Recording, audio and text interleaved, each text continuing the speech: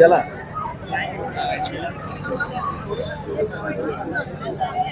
बाला कशाला बोलून घातलं रे मध्ये कोणाच्या पाणी आम्ही काय करतो बघा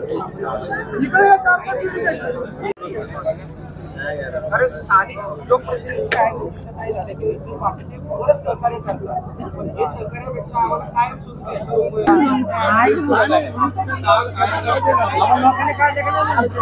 पण ते माहिती मी अचानक सोडलं कसं काय काढणार तुम्ही सांगितलं होतं काढायला 5-3 लोक जागे राहतात आता तुम्ही जे जागे ते काढले आम्ही झोपलेलो होतो पुन्हा म्हटलं तर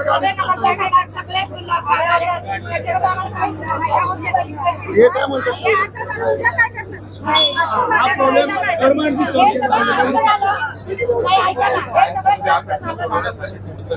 एकच मागणी कायमस्वरूपी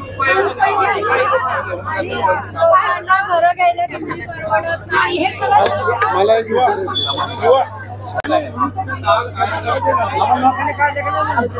पण ते माहिती मी अचानक सोडलं कसं काय काढणार तुम्ही सांगितलं होतं काढायला 5-3 लोक जागे राहतात आता तुम्ही जे जागे ते काढले आम्ही झोपलेलो होतो पुन्हा म्हटलं तर केली लोकांची एकच मागणी आहे की कायमस्वरूपी या सगळ्या पुरावरती तोडगा करा नदीपात्रातला राडारोडा आहे त्याचबरोबर पूररेषेवरची बांधकामं आहेत अनेक ठिकाणी भराव घातले असं सुद्धा स्थानिकांचं म्हणणं आहे नक्की काय परिस्थिती प्रशासनाकडून सांगितली जाते नाही निश्चितच ह्या सगळ्या गोष्टी पाहिल्यानंतर एक आहे की ही सगळ्यांचीच इच्छा आहे मानसिकता आहे नागरिकांना हा वारंवार त्रास भविष्यात कधी होणार नाही यासाठी याच्यावरती कायमस्वरूपी उपाययोजना केलीच पाहिजे आणि त्यासाठीच आताही मीटिंग आहे पुढच्या काळात एक धोरणात्मक या सगळ्या विषयावरती काम केलं जाणार आहे आणि पुन्हा पुन्हा हा प्रसंग होणार नाही याची काळजी घेतली जाईल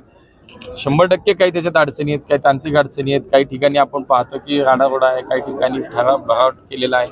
नदीचे पात्र अरुंद झालेलं दिसतंय सगळ्या गोष्टी आहेत आणि मुळात आपण म्हणतो तशी पूररेषा निश्चित करण्याचा एक विषय आहे सगळ्या गोष्टीचा एकत्रित विचार करून एकदम कायमस्वरूपी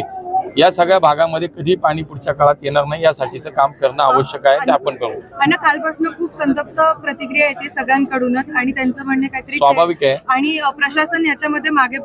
स्वाभाविक आहे लोकांची प्रतिक्रिया ज्यांना त्रास झाला त्यांना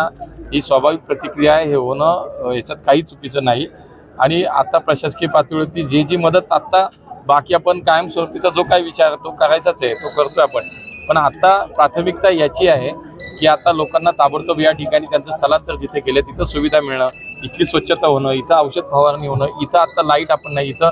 लाईटची सुविधा लवकरात लवकर आपण लाईट चालू करता येईल पिण्याचं पाणी स्वच्छ या ठिकाणी मिळणं या गोष्टीला आता प्राधान्य दिलं त्यामुळे महापालिकेची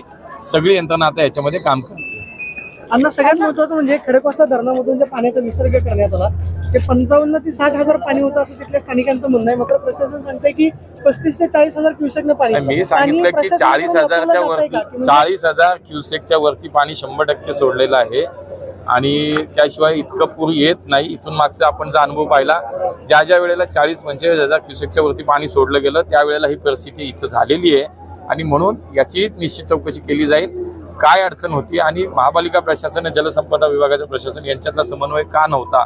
नागरिकांना अलर्ट का गेलं नाही याची सुद्धा 100% चौकशी आणि कारवाई केली जाईल पण फॉल्ट आहे असं लोक म्हणतात तर त्याच्यावरती काय इन्फ्रास्ट्रक्चर जे आहे इकडचं भिंत वगैरे काढण्यात आली त्याच्यावरती काही त्याला खूप विषय वेगळे आहेत मी तुम्हाला सांगितले महापालिकेचं काही त्याच्यात NGT आहे इथले बाकी काही विषय आहेत याचिका सगळ्या विषयाला वेगळ्या बाजू आहेत सगळ्या पण आता एकच आहे की आता प्राधान्य इथल्या लोकांना त्यांना या सगळ्या ह्याच्यातनं बाहेर काढणं त्यांना मदत करणं आणि पुढचं आमचं एकच काम आहे की कायमस्वरूपी याच्यावरती उपाययोजना करणं